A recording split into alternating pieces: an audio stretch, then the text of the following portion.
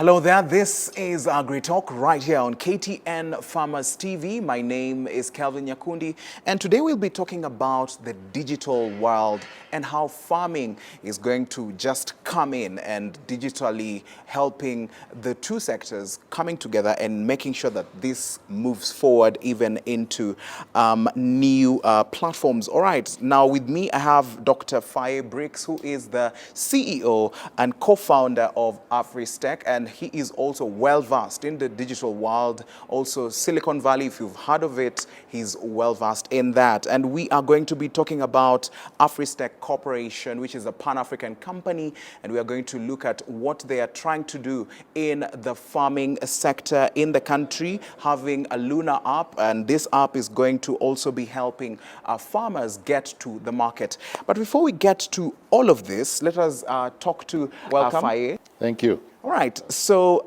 Afristec Corporation, when we talk about it, how did it even start when you look at it?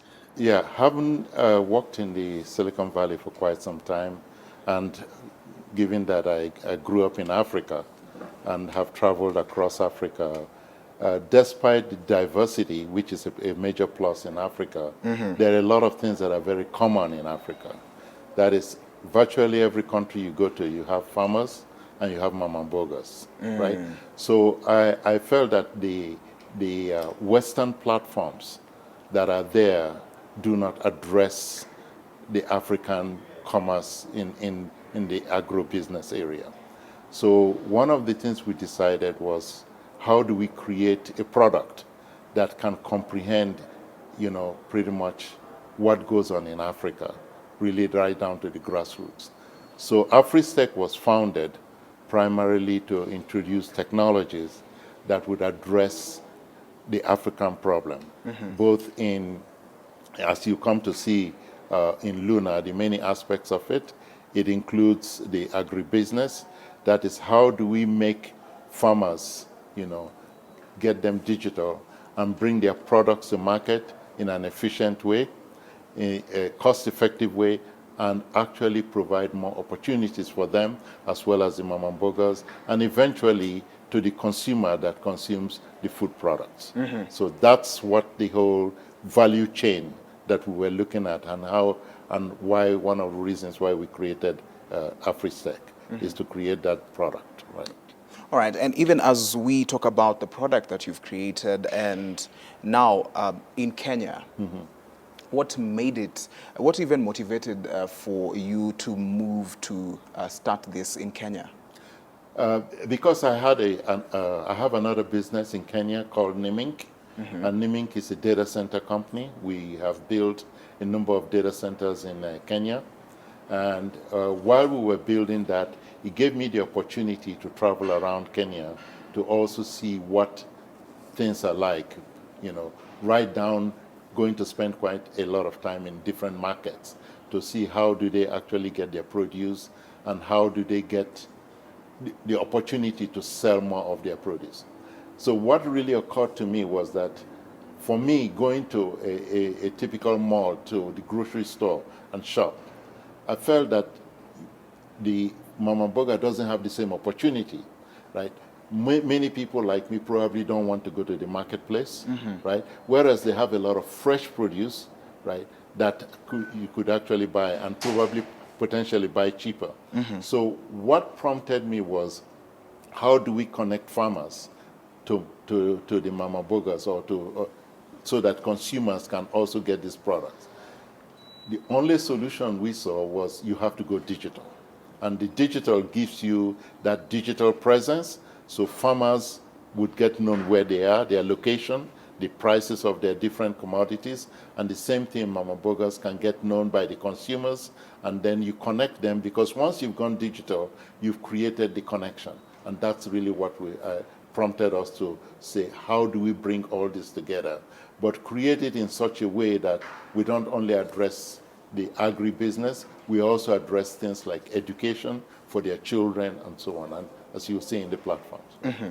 All right, and now you've spoken about the mamambogas, and basically looking at the the major SME sector in Kenya, Right. when you look at the percentage, it's almost 90% of SMEs in the country are just the mama mbogas, people who sell their produce in the market. Yeah. So agribusiness, when you look at it, how is it now going forward? What are you looking at in terms of trying to incorporate the mama mboga from the rural area and the mama mboga from the urban area, Right. so that they be on the same platform? Because the person in the rural area who sells their produce and the person in the urban area, there's a little bit of difference. Yeah, clearly, part of the reason for going digital is that you really have to embrace the smartphone technology. And I know that smartphone is not as pervasive as it should be, but it's growing. We see that growth coming, even Kenya now making the move into manufacturing smartphones that are about 5K and below, is to provide that accessibility. So even somebody in the rural area can also have a smartphone, right, and be able to pay for it, maybe with a kind of a loan that they can pay over time. So that provides the affordability, right? So we wanted to make sure that with that also coming, that affordability can now allow us to create a digital platform that everybody can embrace. Whether you're in the rural area or you're in the urban area, you can get access to the farmer. You know where the farmer is. Sometimes you might even want to know where the location of the farmer is, so that in terms of negotiating your transport, you know that you would rather buy something, if you can find it locally, than to buy something that is about 300 kilometers away. So you can only get that information once you go digital. And that's why we had to bring in that digital solution to address the rural as well as the urban area, right? All right, and now this brings us now to the LUNNA app. Yes. Because now this app has been set to make sure that everyone who is incorporated in this just gets services. So just explain to us a little bit about the LUNNA app and when it started and how is it so far? LUNNA app, the development started almost 4 years ago. And, my partner and lead developer, George Opio, is going to talk a lot more about it in general. But one of the things we decided was how do we bring experts within Kenya where the development happened to make this a reality. Since I've been doing business here on another business, Nimink, I came to realize that Kenya has quite a lot of, folks who are great app developers, right? And there is no reason why, for such a technology, that we have to create it in the US. The best thing we felt was we have to develop it within Kenya, where people are on the ground and know exactly the type of problems that local people have, right?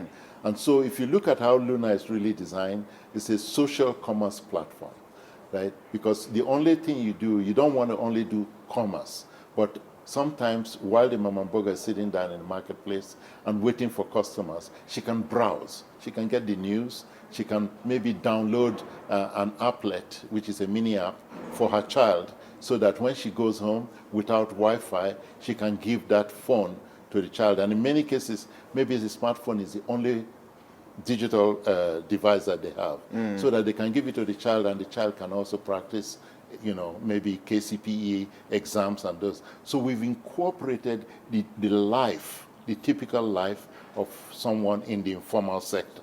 Since we were going after that Kadogo economy, we need to embrace everything about the informal sector. Entertainment, news, communication, right? Education, commerce, especially in the agribusiness area.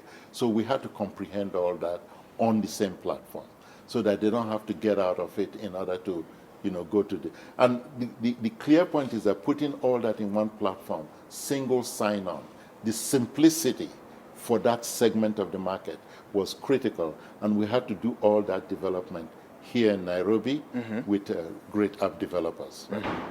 And now, setting it up and now working with it, what are we looking at in terms of going forward?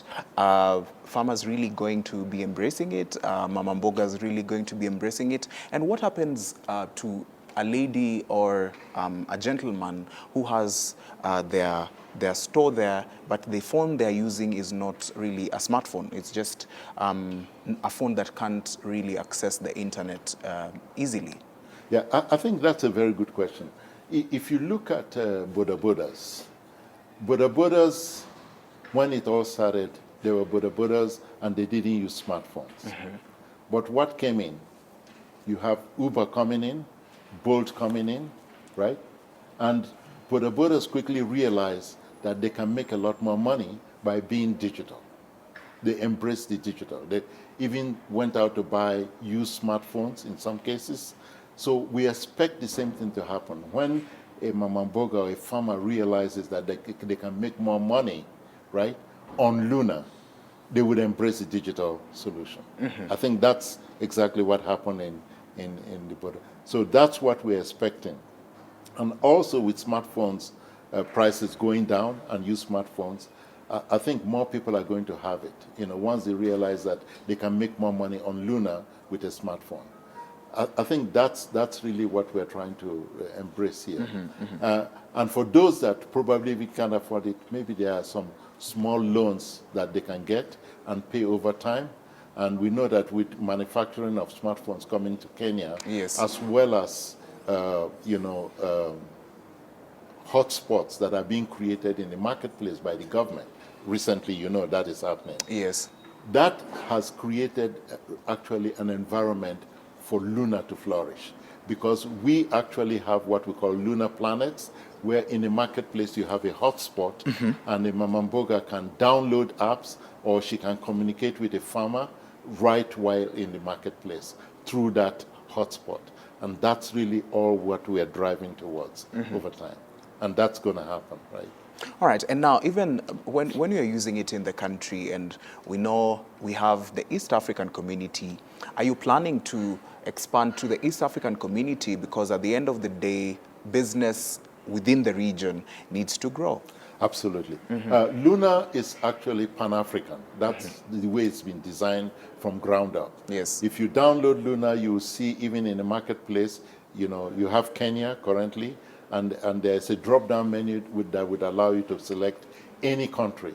Eventually, we'll start out in the East African community because they're actually promoting free trade. So you can see what the farmer is actually doing in Uganda, and you can also purchase directly on the platform from a farmer in Uganda. LUNNA embraces all that across Africa, right? So having that drop-down menu, once we pilot and have actually penetrated the market in Kenya, we plan to go to the other East African countries and eventually to other African countries. Because we want to make sure that this is a platform that is entirely Pan-African and can be used across, and to actually promote free trade across Africa. All right, even as we speak about the free trade across Africa, let us also look at Kenya and look at the counties. What are some of the counties that you are working with, or maybe are there stakeholders that you are working with in order to make this a reality? Yeah, I think it's part of the detail that we're going to look into as we go into the different counties. We are going to start actually talking to some of the farmers through some of their associations across the different counties and bring them on board onto the platform. And also one key thing that we create in LUNNA is that farmers can create their own communities. For example, if you're an avocado farmer, you can have an organizer and moderators that have the domain knowledge create avocado farming community. And the avocado farmers can join that and basically share knowledge, right? And this can happen across different counties. And the knowledge that they share can help them improve the crop yield or deal with these different diseases, because they are able to discuss that within that community. The way we have actually designed the communities is that you can we will advertise within the community, and the advertising revenues that we collect in a given community, right, we can share with the organizers and the moderators. So I think this will bring in a lot of domain experts across the different counties that have knowledge in farming in different produce onto the platform, because they can also monetize their domain knowledge. Right. All right, and now let's move on and also look at in terms of some of the challenges that have been there while setting it up, and how are you able to really overcome this so that maybe in the coming future you don't get the same problems? Right. Yeah, one thing we've started right now, we actually started piloting in Kenya just less than a month ago, right? And the way we have done this is to go with field agents. So we have recruited a number of agents on the ground.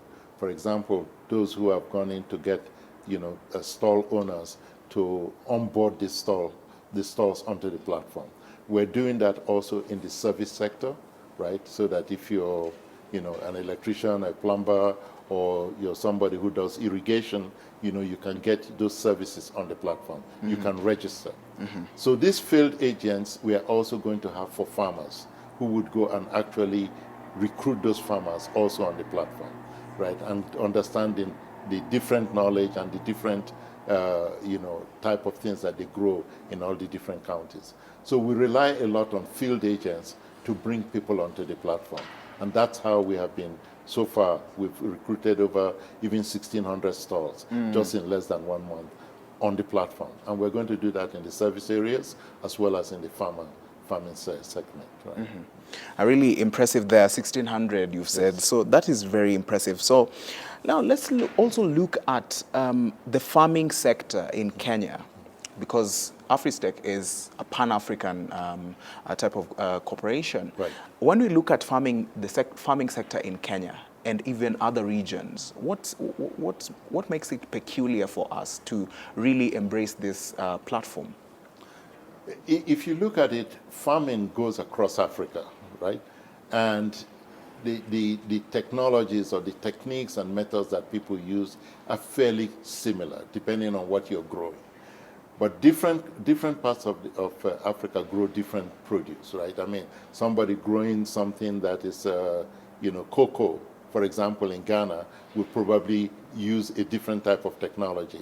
But because we have the drop-down menu, and we have the communities also localized, right? People in Ghana can create their own communities on cocoa, and you here in Kenya, if you want to learn about cocoa farming, you also can go browse that community and be able to participate and learn technologies for cocoa farming if it is something that you want to do.